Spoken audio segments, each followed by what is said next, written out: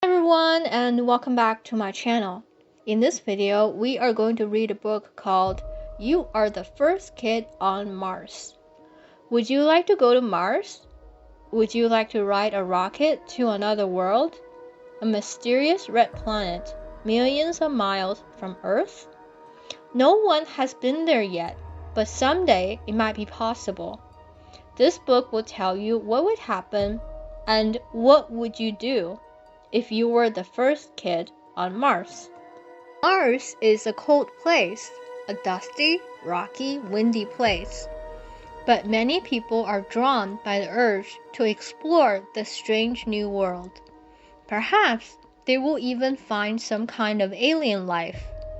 Someday, humans might travel to Mars and set up a colony, a group of people who live and work together. Scientists, engineers, astronauts, and their families might one day live on the planet Mars. If you go to Mars, the first part of your trip might be on a space elevator.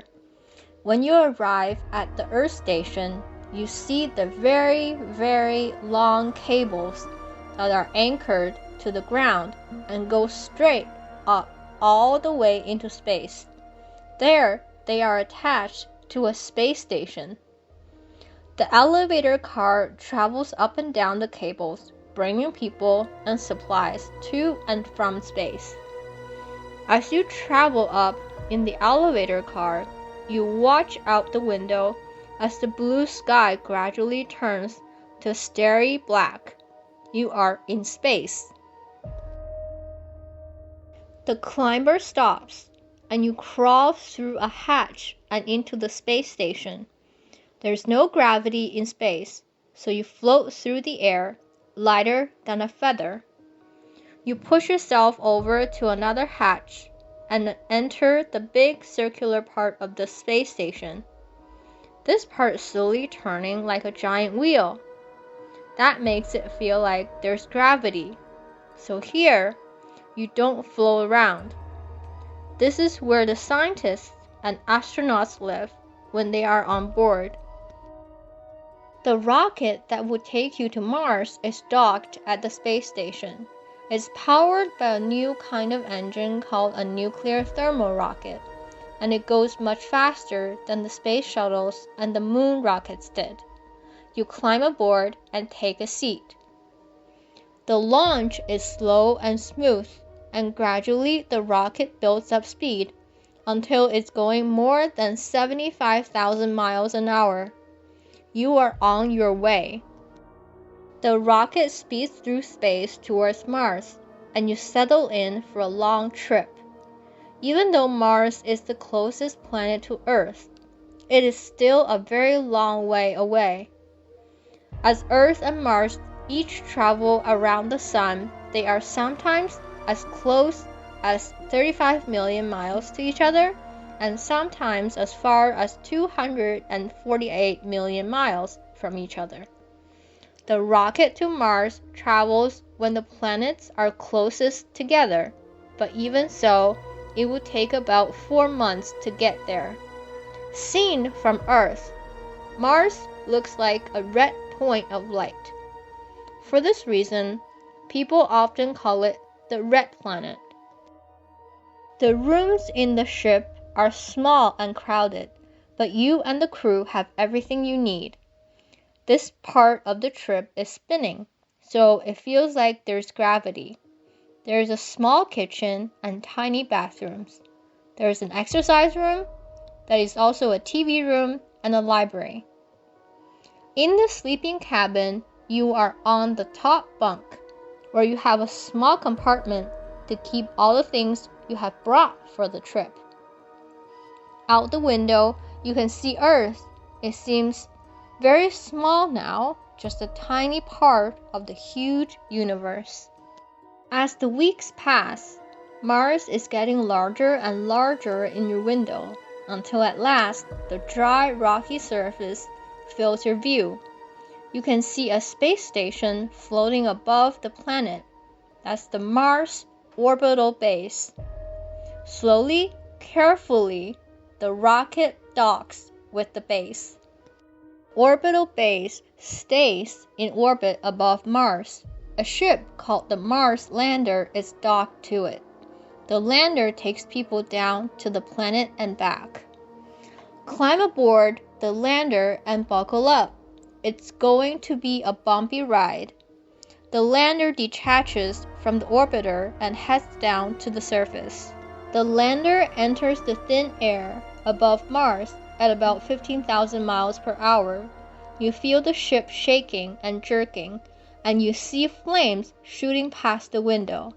The Martian air is slowing you down. Then the flames stop, and you are plummeting towards the surface. To slow the fall, large parachutes pop out of the nose of the ship, and you feel a sharp jolt as they open. Then a rocket engine fires beneath the ship to slow it down, and the crew brings it to a soft landing on the planet Mars. Put on your spacesuit. It's time to walk on Mars. You can't go out on the surface of Mars without a spacesuit. There is not enough oxygen to breathe, and it is much too cold. You can carry your air in tanks on your back, and your suit keeps you warm.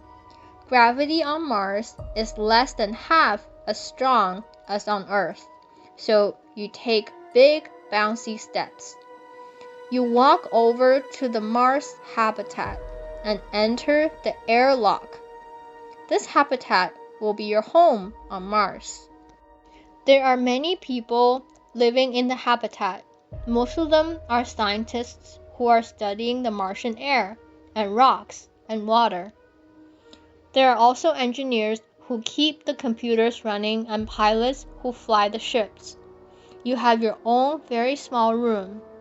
Plants are being grown in a greenhouse. This part of the habitat doesn't have hard walls. It's inflated with air like a balloon. Plants are grown for food, but they also help to create the air that you are breathing, since they make oxygen in their leaves. Scientists' most important mission on Mars is the search for Martian life.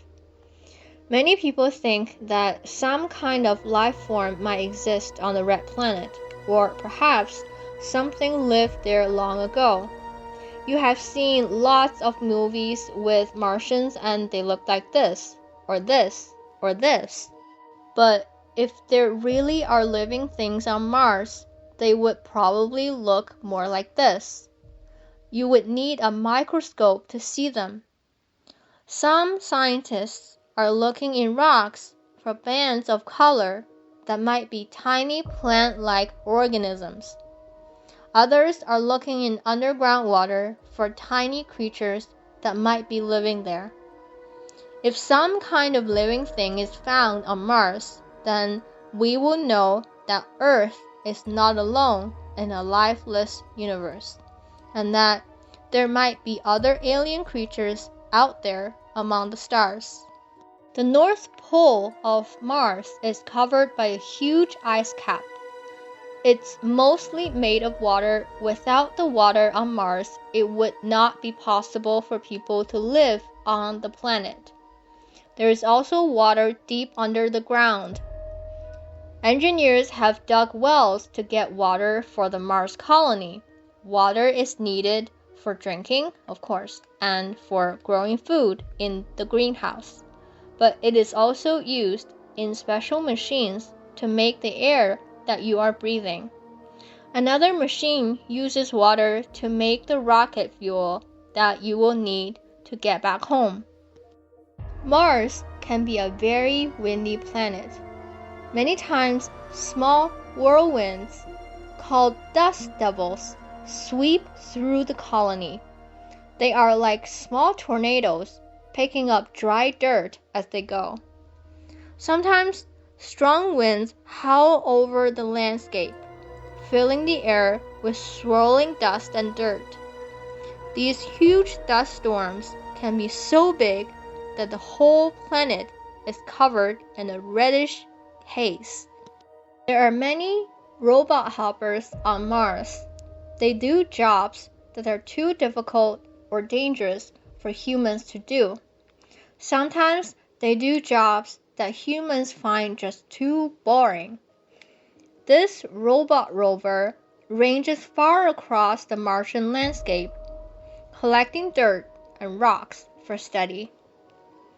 The robotic plane can explore even farther, sending pictures back to the scientists. Robotic arms help in the greenhouse, and these robots are helping to build another habitat building. One day, you join a group of scientists on an expedition, driving over miles of Martian soil. You watch the strange red landscape go by, then you see a small metal object in the distance. The driver steers for it, and you all get out. It's the Sojourner, the first Mars rover. It has sitting there quietly since it landed way back in 1997. It did some of the earliest exploring on Mars, long before humans were able to come to the planet. It's almost time to return home, but before you go, you have time for a quick flight in the Mars plane. This plane is specially designed to fly in the thin Martian air.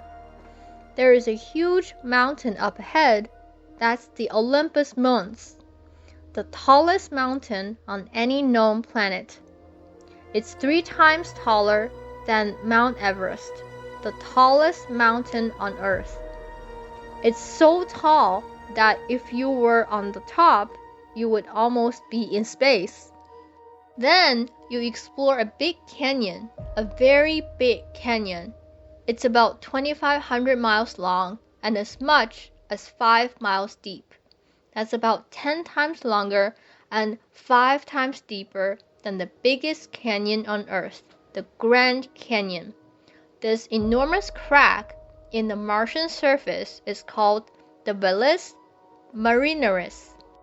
You have been on the red planet for 6 months and you're looking forward to going home.